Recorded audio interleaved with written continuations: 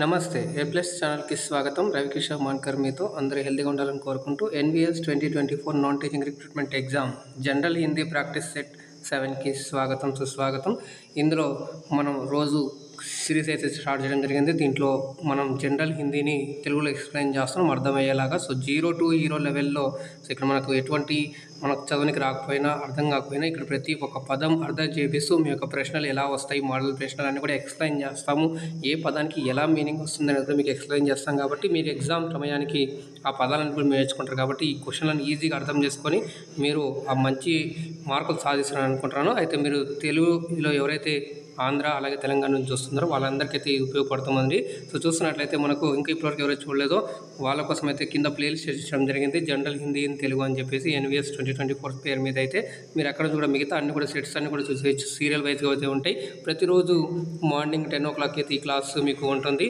అలాగే మీకు ఏమైనా డౌట్స్, సజెషన్స్, మీ యొక్క రిక్వైర్మెంట్స్ ఏమైనా ఉన్నట్లయితే కింద కామెంట్ చేసినట్లయితే దీనికి సంబంధించి నేను మీకు తప్పకుండా అయితే మీకు రిప్లై ఇస్తానండి. సో ఇప్పుడు లైక్ చేయండి. మీ యొక్క లైక్ నాకు ఒక సపోర్ట్, ఎంకరేజ్మెంట్. అలాగే షేర్ చేయండి చాలామందికి కూడా, ఎందుకంటే చాలామంది రిక్వెస్ట్ చేస్తున్నారు మాకు ఈ క్లాసెస్ హిందీ క్లాస్ ఏదైతే ఉన్నాయో ఎగ్జామ్కి, కాంపిటేటివ్ ఎగ్జామ్స్కి మాకు తెలుగులో కావాలి, క్వశ్చన్స్ ఎక్స్ప్లెనేషను అలాగే అని చెప్పేసి ప్రిపరేషన్ ఇలా కావాలని అడుగుతున్నారు. కాబట్టి సో అందరికీ రీచ్ అయ్యేలాగా, మీకు కాకపోయినా మీలో ఎవరైనా నాన్ టీచింగ్ రిక్రూట్మెంట్ సంబంధించి ఎవరైతే ప్రిపేర్ అవుతున్నారో వాళ్ళకైతే ఈ వీడియోని షేర్ చేయండి. వాళ్ళకి ఒక రకంగా మీరు కూడా హెల్ప్ చేసిన వాళ్ళు అవుతారు కాబట్టి చేస్తానని ఆశిస్తున్నాను. మళ్ళీ లేట్ చేయకుండా మరి వాటి క్వశ్చన్స్ కూడా చూసేద్దాం. మరి ఫస్ట్ టైం చూస్తున్నట్లయితే ఛానల్ని సబ్స్క్రైబ్ చేసుకొని పక్కన గంట సింబల్లోకి ఆల్ అని సెలెక్ట్ చేసుకోండి. అప్పుడే నేను చేసే ప్రతిదీ కూడా మీకు మొదటిగా నోటిఫికేషన్ రూపంలో వస్తుందండి. సో లేట్ చేయకుండా మనం ఇవాళ మొదటి ప్రశ్న చూసేద్దాం. మనం రోజు ఒక టాపిక్ అనేది తీసుకొస్తున్నాం కాబట్టి ప్రతి ఒక్క టాపిక్ మీకు జనరల్ హిందీలో ఏవే టాపిక్స్ ఎగ్జామ్లో ఎలా అడుగుతారు అవన్నీ కూడా అయితే నేను ఇక్కడ చెప్పడం జరుగుతుంది కాబట్టి సో అవన్నీ కూడా మీకు మీ ప్రిపరేషన్లో భాగంగా మీకు బాగా ఉపయోగపడతాయని భావిస్తున్నాను. మరి ఇక్కడ చూడండి, ఫస్ట్ది జిస్ శబ్దసే విపరీత అర్థ కా బోధ్ హో ఉసే క్యా కహతే హై అంటే ఏ పదాల నుంచి మరి వ్యతిరేకంగా అర్థాన్ని ఇచ్చేటువంటి భావన వస్తుందో, మరి అర్థాన్ని తెలుపుతుందో మరి దాన్ని ఏమంటారు అని చెప్పేసి అంటున్నారు. ఉసే అంటే దానిని. ఇలా మీకు కొన్ని పదాలు ఉంటాయి కదా, దీనికి మనం తెలుగులో అర్థం చేసుకున్నట్టంటే మనకి ఈజీగా అవుతుంది. మీరు నెక్స్ట్ ఎక్కడైనా ఆ క్వశ్చన్ చూసినట్లయితే ఆ పదానికి మీకు ఈజీగా అర్థమవుతుంది. కాబట్టి ఉసి అంటే దానిని, క్యా అంటే ఏమి, మనం ఇంతకుముందు వీడియోస్లో కూడా డిస్కస్ చేసాం. క్యా కహతే హై ఏమంటారు అని అడుగుతున్నారు. మరి సమానార్థు, విలోమ శబ్దు, పర్యాయవాచి శబ్దు, సమాసు. సో మనం ఆల్రెడీ పర్యాయవాచి శబ్దు సంబంధించి టాపిక్ సంబంధించి క్వశ్చన్లు కూడా చేసేసాం. సో కింద అయితే మీకు ప్లేలిస్ట్లో అక్కడ కనిపిస్తుంది. అయితే మనకు సెట్లు వైజ్ చేస్తున్నాం కాబట్టి మీకు పర్టికులర్గా అక్కడ టాపిక్ ఏమి నేను మెన్షన్ చేయలేదు. కాకపోతే ఒక్కొక్క సెట్ ఒక్కొక్క టాపిక్ గురించి అయితే తీసుకుని వచ్చాను ఫస్ట్ స్టార్టింగ్లో. మరి ఎన్బిఎస్ ఎగ్జామ్ సంబంధించి డేట్ ఇంకా రాలేదు కాబట్టి డేట్ వచ్చిన తర్వాత మీకు మల్టీ క్వశ్చన్స్, మల్టీ టాపిక్స్ ఒకే సిరీస్లో తీసుకొచ్చి మీకు మంచిగా అంటే ఎగ్జామ్లో ఎలాంటి క్వశ్చన్స్ అడుగుతారు, అలాగే ఆ క్వశ్చన్లో అడిగే విధానం ఎలా ఉంటుంది అవన్నీ కూడా మీకు ఎక్స్ప్లెయిన్ చేస్తాను. కాబట్టి మీరైతే ఇది ఎక్కడ స్కిప్ చేయకుండా చివరి దాకా చూడండి. అప్పుడే ప్రతి ఒక్క ప్రశ్నలో ఒక్కొక్క విధంగా అయితే ఉంటుంది. ఏ ప్రశ్న వచ్చినప్పుడు ఎలా ఆన్సర్ చేయాలి, ఏ ప్రశ్నలో ఎలాంటి పదాలు వస్తున్నాయి, ఎలా మనం దాన్ని సాల్వ్ చేసుకోవాలి అనేటువంటి మీరు అర్థం చేసుకున్నట్లయితే 0 నుంచి హీరో మీరు అని చెప్పేసి ఖచ్చితంగా చెప్పగలనండి. ఇక్కడ చూసుకున్నట్లయితే మరి దీని యొక్క పదం సమాసన టాపిక్ కూడా చేసాం. దాంట్లో మీరు చూస్తుంటారు 2 పదాలుగా కలయిక అని చెప్పుకున్నాం కాబట్టి మనకి ఇది కూడా కాదు. సో నెక్స్ట్ మరి సమానార్థం అంటే కూడా మనకి ఇక్కడ పర్యాయవాచ్య శబ్దంగానే చెప్పుకోవచ్చు. మరి విలోమ శబ్దం అనేటువంటిది మనకు మిగిలింది కాబట్టి option B is the right answer for this question. Next రెండవ ప్రశ్న కూడా చూసేద్దామండి. प्रतिकूल का विलोम शब्द क्या है? प्रतिकूल का विलोम शब्द क्या है అంటున్నాడు. సో మరి ఇక్కడ చూసినట్లయితే ప్రతిదర్శ, కూల్, అనుకూల్. చూడండి, నేను చెప్పాను కదా ఎలాంటిగా మనల్ని తికమక పెట్టిస్తారు అనేటువంటిది ఇక్కడ క్వశ్చన్లు ఇక్కడ చూసుకున్నట్లయితే మరి అనుకూల్ అని చెప్పేసి ఉంది. సో ఇలాంటి పదాలు మనకు ఎగ్జామ్లలో కన్ఫ్యూజ్ చేస్తాయి కాబట్టి ఒకవేళ మీరు తెలుసుకున్నట్లయితే మీకు మన యొక్క మాతృభాష వచ్చినట్లయితే మనం ఈజీగా ఈ హిందీని కూడా చాలా ఈజీగా నేర్చేసుకోవచ్చండి. బ్రహ్మ విద్యం కాదు. సో ఇక్కడ ఏంటంటే నేను మీకు ఈ తెలుగులో హిందీ నేర్చుకుందామని చెప్పేసి కూడా ప్లేలిస్ట్ అయితే చేయడం జరిగింది. ఇంతకుముందు సీరీస్ అయితే చేశాను. అక్కడ అంటే తెలుగులో సాధారణంగా రోజువారీ మాట్లాడే పదాలను కూడా మనం చేసాం కాబట్టి ఆ కింద ప్లేలిస్ట్ అయితే ఇచ్చాను, అది కూడా మీరు చూడగలరండి. సో ఇక్కడ చూసుకున్నట్లయితే మరి ప్రతిదర్శు, కూల్ అంటే కూడా ఏం లేదు కాబట్టి అనుకూల్. మన తెలుగులో ఉంది కదా అనుకూలతలు అని చెప్పేసి ఉంది కదా, తెలుగులో అనుకుంటాం కదా మనం వాడుతుంటాం వాడుక భాషలో. సో అలాగే మనకు ఇక్కడ ప్రతికూల అన్నట్లయితే ఈజీగా మీరు ఆప్షన్ సి ఎవరైతే ఇస్తున్నారో ఎగ్జామ్ కూడా రైట్ అండి. ఎందుకు sir option C, option D కూడా అలాగే ఉంది కదా అంటే ఉంది పైన. సో ఈ అనుకూల్ అనేటువంటిది ఇది మనకు ఏమవుతుందంటే ఈ ప్రతికూల్ యొక్క విపరీతార్థం, వ్యతిరేక పదం అవుతుంది. సో ఇక్కడ చూసుకున్నట్లయితే మరి ఇందులో ఈ ఉపసర్గ ప్రత్యయాలతో కలిసి కూడా ఇక్కడ వస్తుంది కాబట్టి మనకు ఇవన్నీ కూడా మీకు ఎక్స్ప్లెయిన్ చేయడం జరుగుతుంది. నెక్స్ట్ ప్రశ్న చూడండి, మూడవది. సృష్టి కా విలోమ హే. సృష్టి యొక్క విలోమ శబ్దము. విలోమ అంటే వ్యతిరేక పదము.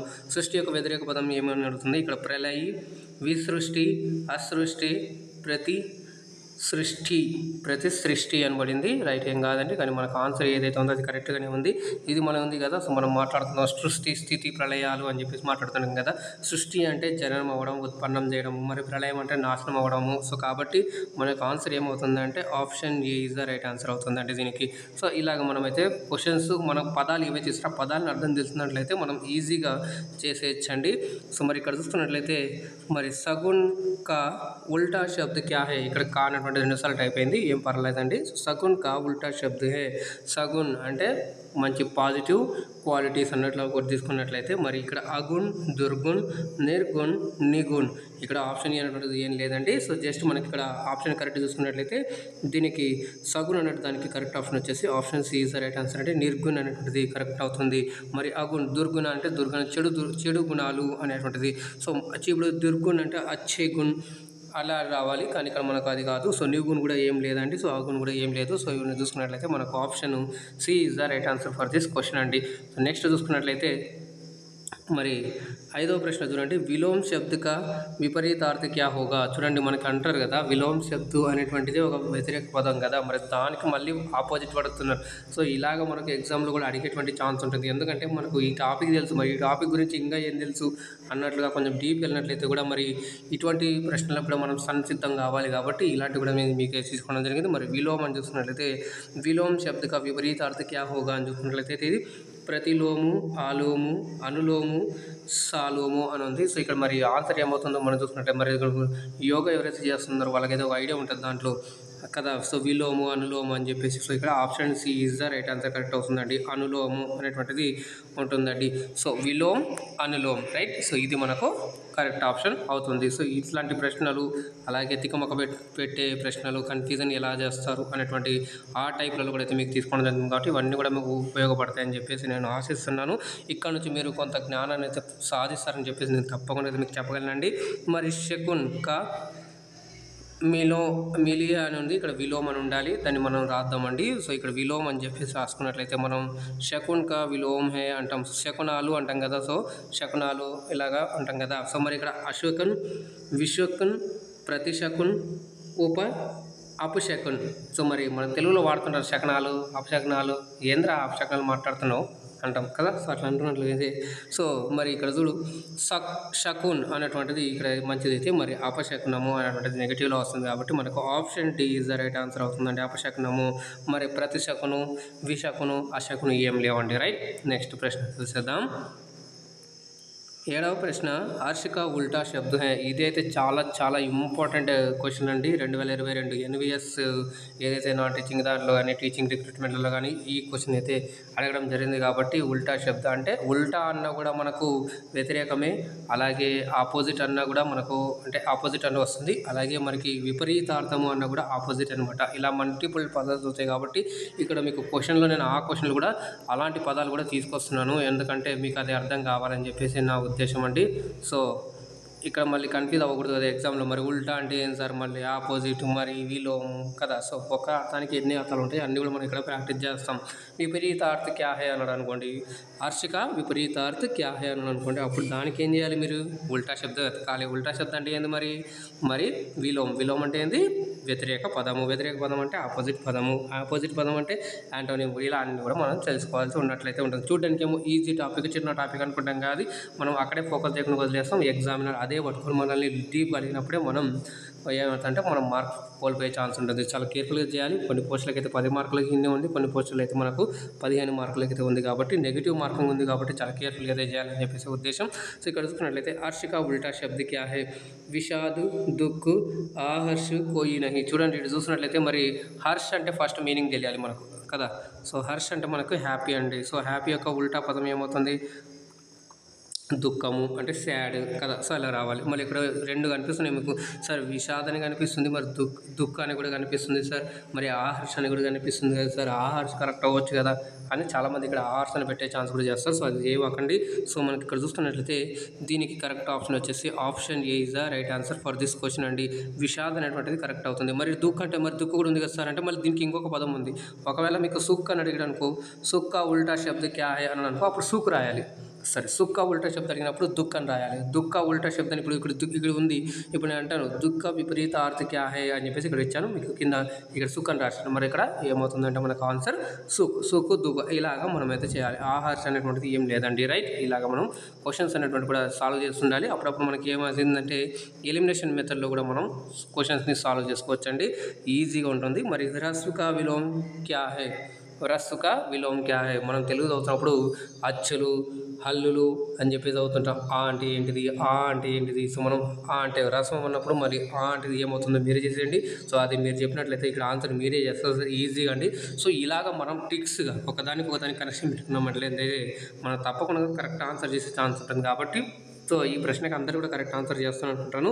మరి ఎవరైతే ఆప్షన్స్ ఇస్తున్నారో కూడా ఎగ్జామ్ రైట్ అండి. ఇది దీర్ఘ అనేటువంటిది కరెక్ట్ అవుతుంది. హ్రస్వ దీర్ఘ. రైట్, హ్రస్వ అంటే ఒక చిటిక మాత్రంలో ఉచ్చరించేటువంటిది, దీర్ఘ అంటే 2 చిటికల మాత్రంలో టైంలో మనం దాన్ని ఉచ్చరించేదాన్ని మనం దీర్ఘ అంటాం. సో ఇలాగ మనకు వ్యాపకు, లంబ, చౌడ ఇవన్నీ లేవు. లంబ అంటే పొడవు, చౌడ అంటే వెడల్పు. సో ఇలాగ మనకు వస్తాయి. కాబట్టి మరి ఇక్కడ చూడండి, రామ్ కా ఘర్ బడా హై మే రేఖాంకిత్ శబ్ద్ ఉల్టా శబ్ద్ హై. రేఖాంకిత్ శబ్ద్ కా ఉల్టా శబ్ద్ హై. ఇక్కడ ఒక సెంటెన్స్ ఇచ్చాడు. ఆ సెంటెన్స్లో ఒక పదం అండర్లైన్ చేసేసి ఆ పదం రేఖాంకిత్ అంటే అండర్లైన్డ్ అని అర్థం అండి. సో మనం రాసుకుంటే ఇది ఒక పదం కొత్తగా వచ్చింది. సో మరి అండర్లైన్డ్ ఇక్కడ అండర్లైన్ చేసింది కింద కదా. సో దేని మీద అండర్లైన్ ఉంది, బరా అనే పదానికి అండర్లైన్ చేశాడు. సో ఇక్కడ మీరు శబ్దం ఇవ్వకుండా ఇలా కూడా ఇస్తారు. రేఖాంకిత్ శబ్దాన్ని అంటే మనం అర్థం చేసుకోవాలి. సెంటెన్స్లో ఎక్కడ రేఖాంకిత్ చేశారు, సో ఇక్కడ చేశారు. సో బడా అనేటువంటిది చేశారు. కాబట్టి మరి బడా కా ఉల్టా శబ్ద్ క్యా హై. ఇప్పుడు బడా అనేటువంటిది ఏముందో దాని ఉల్టా శబ్దం. బడా అంటే పెద్దది, మళ్ళీ ఆపోజిట్ ఏమొస్తుంది, పెద్దది అన్నప్పుడు చిన్నది అన్నప్పుడు ఇక్కడ ఏమొస్తుంది చూడండి, చౌడా, చోటా, లంబ, విస్తార్ అని వస్తుంది. సో ఇక్కడ మనకు option B is the right answer అవుతుందండి. చోటా అనేటువంటిది కరెక్ట్ అవుతుంది. బడా చోటా. రైట్, బడి చోటి ఇలాగా రాస్తే ఉంటుంది. నెక్స్ట్ 10వ ప్రశ్న చూడండి, ఆకాశ్ కా విలోమ్ హోగా. ఇది కూడా చాలా ఇంపార్టెంట్ ప్రశ్న అండి. సో మంచి ప్రశ్న కూడా. ఇది చూస్తున్నట్లయితే ఇక్కడ చాలామంది చూడంగానే తప్పు పెట్టే ఛాన్సెస్ చాలామంది ఉంది. నేనైతే ఖచ్చితంగా చెప్పగలనండి. సో మరి మీరు కూడా ఏదనుకుంటున్నారు కింద ఫస్ట్ అయితే కామెంట్ చేయండి. నేను మీ కామెంట్స్ అయితే ఫస్ట్ చూస్తానండి ఇక్కడ. సో తర్వాత అయితే నేను చేస్తానండి. సో చూస్తున్నట్లయితే మరి ఆకాశ్ ఫస్ట్ ఆప్షన్ చూద్దాం. ఇక్కడ చూడండి, ధర్తి బి, నాగలోకు సి, సముద్రు డి, పాతాల్ అనేటువంటిది ఇచ్చారు. సో మరి చక్కన అందరూ ఏం చేసింటారంటే మీరు అనుకుంటున్నది, సో ఆకాశ్ అనేటువంటి పదానికి సార్ ధర్తి అనేటువంటిది కరెక్ట్ అవుతుంది కదా సార్, ధర్తి అని ఈజీగా ఇచ్చాడు అన్నాడు. కానీ మనం ఆప్షన్స్ అన్నీ కూడా ఒకసారి చూడాలి. క్వశ్చన్స్ సాల్వ్ చేసేటప్పుడు క్వశ్చన్ మొత్తం చదవాలి, ఆప్షన్ మొత్తం చూడాలి. అప్పుడే మనకు ఇవన్నీ చేసినప్పుడు ఒక క్వశ్చన్కి కరెక్ట్ ఆన్సర్ అనేది చేయగలమండి. సో అందుకే నేను ఇక్కడ మీ యొక్క అటెన్షన్ని గ్రాప్ చేయడానికి, మీ యొక్క అటెన్షన్ని ఇలా కూడా అడుగుతారా క్వశ్చన్స్ అనేటువంటి దానికి మీకు అవగాహన చేయించడానికి అయితే తీసుకొచ్చాను. మరి ఇక్కడ చూస్తున్నట్లయితే మరి నాగులకు సముద్ర, పాతాల్ అనేటువంటిది కూడా ఉంది. సో ఈ పాతాల్ అనేటువంటిది మనకు ఆప్షన్కి కరెక్ట్ ఆన్సర్ అవుతుందండి. పాతాల్ ఎందుకు సార్ అంటున్నారా? సో ఇప్పుడు నేను చెప్తాను. ఆకాశం అనేటువంటిది పైన ఉంటుంది, అయితే దాన్ని మనం టచ్ చేయలేము. అది మనం ఎంతవరకు ఉందో దానికి అంతా ఎంతవరకు ఉందని చెప్పేసి సరిగ్గా చెప్పలేము. అయితే అలాగే కింద మనం చూసుకున్నట్లయితే మరి పైన ఆకాశము, కింద పాతాళము. సో పాతాళ లోకము. సో అన్నట్లయితే మనం పాతాళాన్ని కూడా టచ్ చేయలేము, అలాగే దాన్ని చూడలేము. సో ఇలాగ మనకు చేయాల్సి ఉంటుంది. ఒకవేళ కనుక ఆప్షన్లో ఆకాశ్ ఇచ్చేసి మీకు ఇది ఇవ్వలేదనుకోండి, మీకు ఇది ఇవ్వలేదు. సో ఇది ఇవ్వలేనప్పుడు మీరు ఏం చేస్తారంటే అప్పుడు ధర్తి అనేటువంటిది కరెక్ట్ ఆన్సర్ అవుతుంది. సో ఇప్పుడు మన ప్రస్తుతానికైతే మన యొక్క ఇది ఏదైతే ఉందో ఇది మనకు కరెక్ట్ ఆన్సర్ అనమాట. ఫైనల్ ఆన్సర్ ఇది వచ్చేసి ఈ ప్రశ్నకి ఇదేనండి. సో ఆకాశ్ కా విలోమ్ శబ్ద్ క్యా హై ఇధర్, పాతాల్. ఠీకే, ఒకవేళ పాతాల్ లేని పక్షంలో మనకు ధర్తి అనేటువంటిది కరెక్ట్ అవుతుంది. రైట్ అండి. నెక్స్ట్ ప్రశ్న ఈరోజు ఇప్పటికైతే మనం 10 క్వశ్చన్లు తీసుకోవడం జరిగింది. సో ఇప్పటిదాకా మీకు ఎలా అనిపించిందో మీ యొక్క ఒపీనియన్ని అంతా కూడా షేర్ చేసేయండి. అలాగే move forward with positive vibrations అంటే సో ఈ ప్రశ్నలు మీకు ఎలా అనిపించాయి, ఈజీ, హార్డ్, మోడరేట్, అలాగే మీ యొక్క సజెషన్స్ కానివ్వండి, ఫీడ్బ్యాక్ కానివ్వండి, మీ యొక్క టాపిక్స్ ఇంట్రెస్టెడ్ ఉన్నా కానివ్వండి, మీకు ఏమైనా ఇబ్బంది అనిపిస్తున్నట్లయితే అవి కూడా కామెంట్ చేసినట్లయితే దానికి తప్పకుండా నేను మీకు రిప్లై ఇస్తాను. అలాగే వాటిని సాల్వ్ చేసేలా రేపటి క్లాస్లో అయితే నేను తీసుకొస్తానండి. సో మీరైతే నన్ను టెలిగ్రామ్, ఫేస్బుక్, వాట్సాప్లో ఫాలో అవచ్చు. దానికి సంబంధించిన లింక్స్ కింద డిస్క్రిప్షన్ బాక్స్లో అయితే ఇచ్చానండి. లైక్ చేయండి, షేర్ చేయండి చాలామంది కూడా. అలాగే ఫస్ట్ టైం చూస్తున్నట్లయితే ఛానల్ని సబ్స్క్రైబ్ చేసుకొని పక్కన గంట సింబల్లోకి ఆల్ అని సెలెక్ట్ చేసుకోండి. అప్పుడే నేను చేసే ప్రతిదీ కూడా మీకు మొదటగా నోటిఫికేషన్ రూపంలో అయితే వస్తుందండి. అలాగే ఈ క్లాసు ప్రతిరోజు ఉదయం మీకు 10 గంటలకైతే ఉంటుందండి. ఎటువంటి పరిస్థితుల్లో ఏదున్నా మీరు ఎగ్జామ్ అయ్యేంత వరకు కూడా ఈ సిరీస్ కంటిన్యూ కొనసాగడం జరుగుతుంది. దీంట్లో హిందీ టు తెలుగులో ఎక్స్ప్లెయిన్ చేయడం జరుగుతుంది. జీరో నాలెడ్జ్ ఉన్నా కూడా మనం ఇక్కడ మంచిగా ప్రాక్టీస్ చేయించగలం అని చెప్పేసి గట్టి విశ్వాసంతో స్టార్ట్ చేయడం జరిగింది. ఇదంతా కూడా మీ యొక్క సపోర్ట్, ఎంకరేజ్మెంట్తోనండి. సో ఇప్పటివరకు మీరు ఎంతగానో ఓపికగా ఈ క్లాస్ చూసినందుకు మీరు కొంత జ్ఞానాన్ని ఆర్జించాలని అనుకుంటున్నాను. మరి ఇప్పటిదాకా చూసిన ప్రతి ఒక్కరికి పేరు పేరునైతే ధన్యవాదాలండి. Move forward positive vibration. మీరు జాగ్రత్తగా ఉండండి, సురక్షితంగా ఉండండి. మళ్ళీ రేపటి లైవ్ క్లాస్లో కలుద్దాం. అందాక ధన్యవాదాలు. జై హింద్.